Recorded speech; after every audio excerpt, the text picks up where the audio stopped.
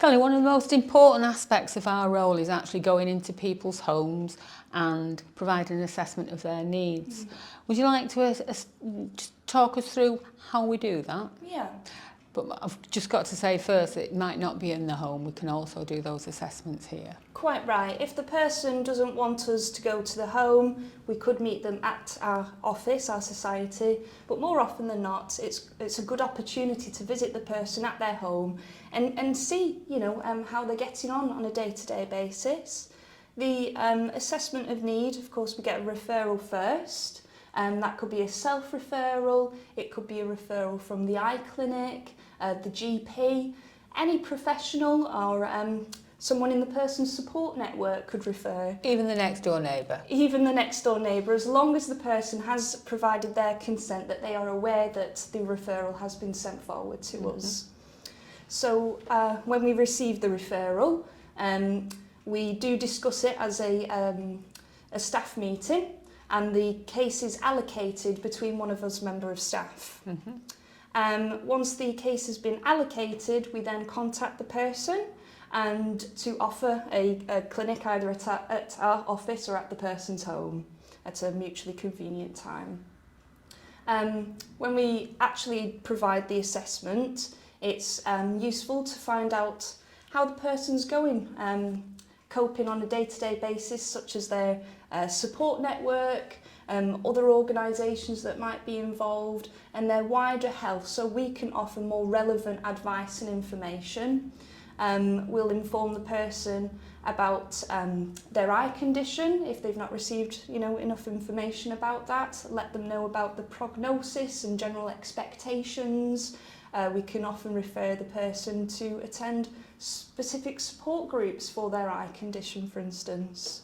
And of course, the certification and registration process is if a person has had a substantial loss to their vision, the eye clinic can award them a certificate of visual impairment as either sight impaired or severely sight impaired.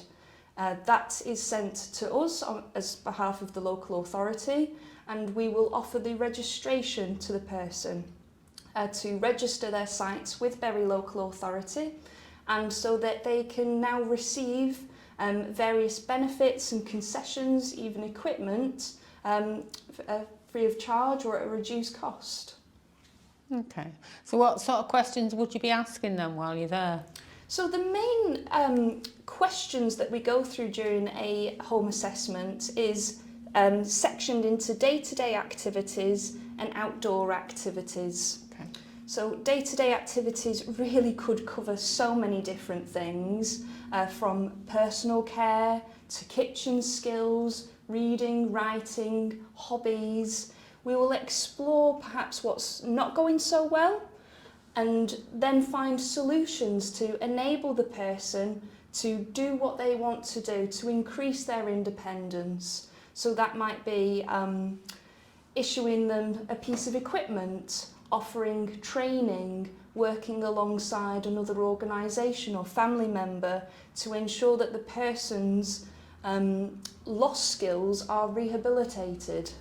Okay, so if somebody was struggling in the kitchen and they was a bit worried about, say, heating things up properly and making sure that they don't kill themselves by poison because things weren't hot enough, what sort of advice would you give there?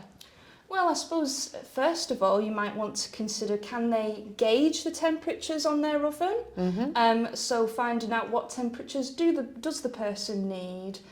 If they can't see the temperatures, we can employ tactile markings so they can, the settings are highlighted, or they can feel where they are situated and therefore be able to find the temperatures that they are wanting.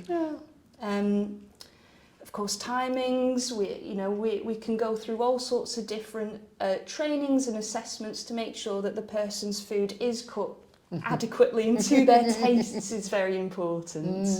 Okay. A lot of people, when when they're losing their sight, are worried about making drinks, making cups of tea, making a coffee, spilling, burning themselves. How would we what solutions would we have in that place? Yeah.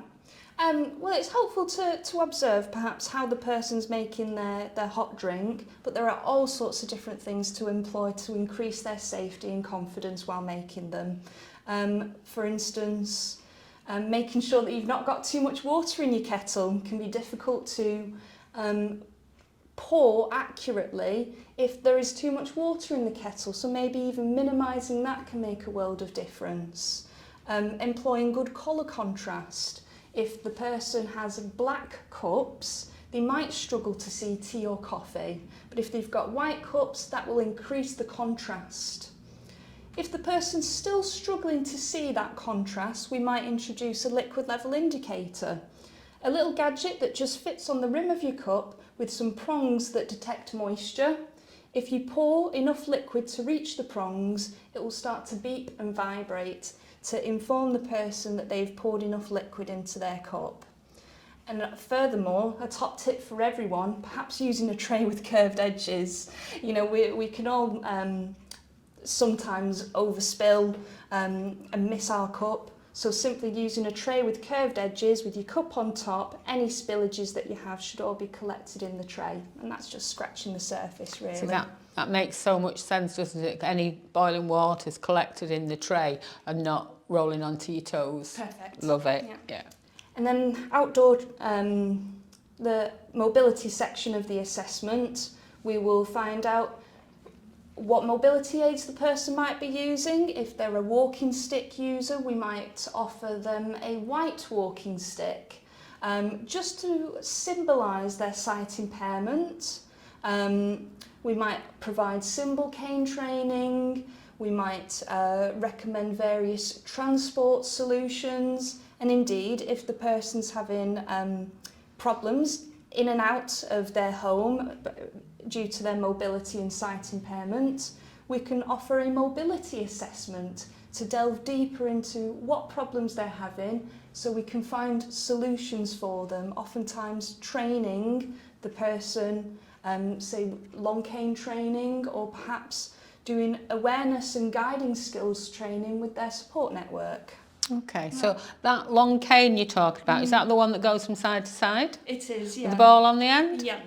Okay, so one of the things that we find that when we go out to people's homes is that sight loss they don't have sight loss on its own. Quite often they've got other issues with the health, hearing, or they might have had a stroke, they might have diabetes.